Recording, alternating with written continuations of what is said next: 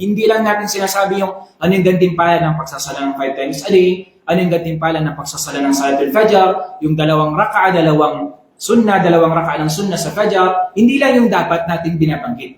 Bagkus kailangan natin din banggitin kung ano yung mga kaparusahan ng pag-iwan ng sala, yung pagiging suwail sa magulang, ano yung kahinatnan nito, o yung hindi pagpa-fasting, halimbawa, hindi pagbibigay ng zakah, ano yung mga kahinatnan niya, ano yung magiging kaparusahan niya sa kabilang buhay. Ito ba ay merong katibayan mula sa Quran? Meron ba? Ang Allah subhanahu wa ta'ala, sa banal na Quran, lagi natin maririnig, lagi natin mababasa, kapag magbabanggit ang Allah subhanahu wa ta'ala ng paraiso, yung kagandahan ng paraiso, kasunod doon ay magiging kasunod na yung impyerno. Okay? Katulad halimbawa ng sinabi ng Allah subhanahu wa ta'ala sa suratul Ma'idah, sabi ng Allah subhanahu wa ta'ala, Innal ladhina kafaru wa saddu an sabilillah, faqad dhallu dhalalan ba'ida. Innal ladhina kafaru wa zalamu lam yakun illahu liyaghfira lahum ولا ليهديهم طريقا إلا طريق جهنم خالدين فيها أبدا. Okay, pagkatapos ng sinabi na Allah, wa'ada Allahu alladhina amanu wa 'amilus salihat. Una-una binanggit na Allah yung sabi niya, katiyakan sabi niya, yung mga tumalikod sa relihiyon na Allah subhanahu wa ta'ala wasaddu an sabilillah. Ay para hinarangan nila yung landas tungo sa Allah subhanahu wa ta'ala, hindi nila ito tinahak. Ano magiging kahinatnan nila? Sila ay maliligaw ng landas. Ganyan din, katurkarot po ng ayan na yun, nalladhina kafaru wa zalamu, katiyakan sabi niya, sila yung mga tumalikod at nagmalabis sa kanilang mga sarili, sila ay mga taong mga maninirahan sa impyerno ng Allah subhanahu wa ta'ala. Pagkatapos doon sabi na Allah, wa'ada Allahu alladhina amanu wa 'amilus salihat. Pagkatapos doon sabi na Allah subhanahu wa ta'ala, وعد الرسول صلى الله عليه وسلم أو وعد الله الذين آمنوا. Tunay na pinangakuan ng Allah subhanahu wa ta'ala yung mga naniwala at gumawa ng mabuti sa Allah subhanahu wa ta'ala. So ito, ang Allah subhanahu wa ta'ala ay kanyang ginamit yung ganitong pamamaraan. So kaya tayo, kasi yung nangyayari kasi sa atin, meron kasing ibang nagdadakwa sa Islam, hindi natin magbabanggit, okay? Na more on kagandahan lang ng gantimpala. More on targib lang sila nagpo-focus. Kinalimutan nila yung wa'id, yung mga kaparusahan na inilaan ng Allah subhanahu wa ta'ala para sa mga hindi sumunod sa Allah subhanahu wa ta'ala. Bakit hindi nila binabanggit? Ano yung reason?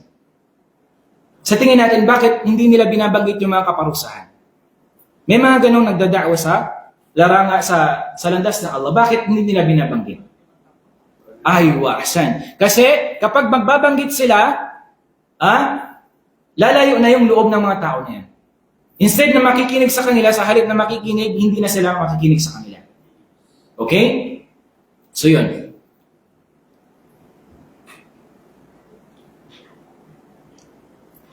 Panglima, ito yung nasiha.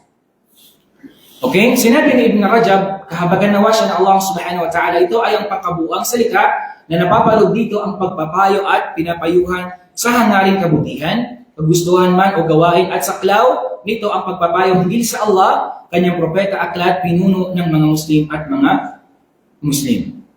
Okay? Dito mga kapatid sa pananampalatayang Islam, pagdating sa nasiha, sinabi ng Allah subhanahu wa ta'ala, ang lahat ng mga propeta na pinadala ng Allah, sinabi ng Allah subhanahu wa ta'ala kay Nuh alayhi salatu wassalam, uballighukum risalati rabbi wa ansahu lakum. Okay? Sabi niya, uballighukum risalati rabbi. Ipaparating ko sa inyo, sabi niya, ang kasulatan, yung risala, mensahe ng aking Panginoon, wa ansahu lakum. At ako ay magbibigay ng payo sa inyo. Pagdating sa pagbibigay ng nasiha, mga kapatid sa pananampalatayang Islam, meron itong mga asal. Ano yung dapat nating imura'a? Ano yung dapat nating pahalagahan at bigyang pansin pagdating sa pagbibigay natin ng payo sa ating kapatid sa Islam? Hindi masasaktan yung pagbibigyan mo ng payo. Iwa? Hindi masasaktan. Iwa.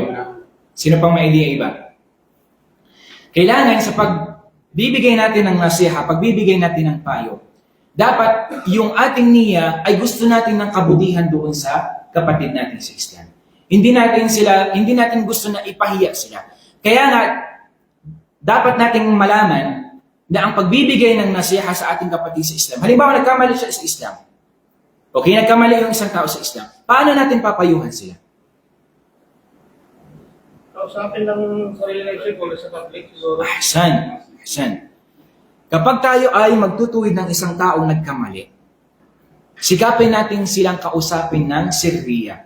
Ibig sabihin, patago.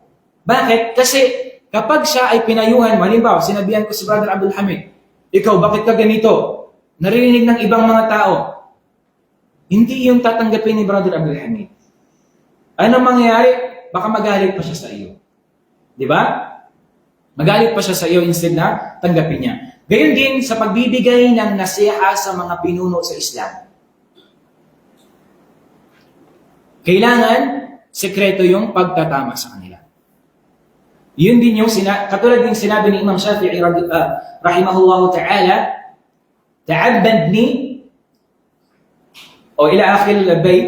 Sabi niya, kung nais mo akong payuhan, sabi niya, Imam Shafi'i, payuhan mo ako, sabi niya, ng pasekreto, ng patago at ako lamang. Okay? Kasi sabi niya, yung pagpayo mo, sabi niya, pagbigay mo, sabi niya, ng nasiha, pagtutuid mo, sabi niya, sa harap ng tao, hindi sabi niya yun nasiha. Yun ay pagpapahiya, sabi niya sa tao. Okay? Gayon din, kailangan kung magbibigay tayo ng nasiha, ng payo sa ating kapatid o sa ibang hindi mananampalataya, kailangan naayon sa oras at sa lugar. Paano halimbawa sa oras? Halimbawa, abala yung tao, halimbawa, nagtutulak ng kwan dyan, tapos nilapitan mo, sinabayan mo rin abalang-abala. Okay? Wala siyang oras halimbawa, tapos ikaw, nagsingit ka doon. Sa tingin natin, akma ba yung oras na iyon? Hindi, di ba? Gayon din halimbawa, sa mga lugar. So, kailangan natin piliin yung tamang oras at tamang lugar. Hindi yung papasok lang tayo bigla at papayuhan natin yung kapatid natin. So, dapat nating imuraay yun. Dapat nating pahalagahan at tingnan yung mga bagay na yun. Pang-anim, yung tinatawag na darbul mathal, yung pagbibigay ng halimbawa. So, gaano ba ito kahalaga? Yung pagbibigay natin ng halimbawa. Halimbawa, ikaw, sa nagtuturo halimbawa, dada'wa ka sa landas ng Allah subhanahu wa ta'ala. Gaano ba kahalaga yung pagbibigay natin ng halimbawa? Mas higit na maintindihan yung pinapaliwanag sa kausap. Diba? Para mas higit na maunawaan at maintindihan kung ano yung nais mong iparating sa kausap mo. Ang Allah subhanahu wa ta'ala at ang Rasul sallallahu alaihi wasallam gumamit ng mga darbul mathal, yung pagbibigay nila ng halimbawa. Okay? Katulad, sa Suratul Baqarah, di ba? Napakarami ng pagbibigay ng Allah subhanahu wa ta'ala ng halimbawa dito. Gayon din, sa hadith ng Rasul sallallahu alaihi wasallam. Okay? Napakarami ng mga hadith na ang Rasul sallallahu alaihi wasallam ay gumamit siya sa ganitong paraan, yung way ng darbul mathal na ito, yung pagbibigay ng halimbawa. Nang sa gayon, ito kasi yung takrib lil'uqul, para mas maintindihan ng taong kausap mo. Okay? So napakainam nun. Sabi nga ng Allah subhanahu wa ta'ala, وَيَضْرِبُ اللَّهُ الْأَمْثَالَ لِلنَّاسِ لَعَلَّهُمْ يَتَذَكَّرُونَ. At kami, sabi ng Allah subhanahu wa ta'ala, nagbibigay kami ng mga halimbawa sa mga tao nang sa gayon, mas upang sabi niya ay maalala nila at sila ay mas maintindihan nila. Ilan sa mga halimbawa, yung mga nauna, kung paano ang Allah subhanahu wa ta'ala, kung paano niya binigyan ng parusa. Okay? So, halimbawa yung hindi pagsunod ng nasyon ni Propeta Lut. Anong nangyari dahil sa pagsuway nila sa Allah subhanahu wa ta'ala? Binaliktad yung kanilang lugar, di ba? Okay. Yun ay binibigyan natin, bakit natin binabanggit yun? inahalimbawa natin na maari kung hindi tayo susunod sa Allah subhanahu wa ta'ala, susuwayin natin ang mahal na propeta Muhammad sallallahu alaihi wasallam, maaring gawin din yun ng Allah subhanahu wa ta'ala sa atin. Okay? Tama. Yung last, ito yung tinatawag na qissa. Yung pagbibigay ng yung kwento. Pero dito, hindi yung kwentong barbero. Baka mamaya, bakit kabilang ito siya sa mga pamamaraan? At ito ay tinahak din ng mga salafus salih natin. Bakit? Para mas palinaw pa sa kanila, Sheikh, yung mga nakaraang mga nangyari. Makunan nila ng aral. Okay? Pero dapat nating tandaan na mas mainam yung source natin sa pagkukunan ng kwento, saan? Sa Quran. Sunod. Sa hadith ng Rasul sallallahu alaihi wasallam. Sunod. Sa mga sa sunnah, yun ay sa hadith ng Rasul sallallahu alaihi wasallam. Sa mga aklat na sinulat ng ating mga scholar sa Islam. Napakarami. Halimbawa, yung tinatawag na Siyar Alamin Nubala, isa sa napakalaking ilang volume yun. Yun ay tumutukoy sa buhay ng mga salafus salih. So yung kwento natin, kailangan huwag tayong mapabilang sa tinatawag ng mga scholar natin, tinatawag nilang mga qissis. Hindi chismosa. Yung qissis, sila yung gumagawa ng kwento na wala namang katotohanan. Bakit sila gumagawa ng kwento? Para mas mahikayat nila yung mga tao. Okay? Yung qissis. Tinatawag ng mga scholar natin ng mga qissis. Nagkukwento sila na yung kwento na yun walang katotohanan. Para lang gumagawa sila ng kwento para mas makuha yung loob ng mga tao. Okay? Para mas pakinggan sila ng mga tao. Katulad sa mga kabataan, gustong-gusto nila pagdating yung sa kwento.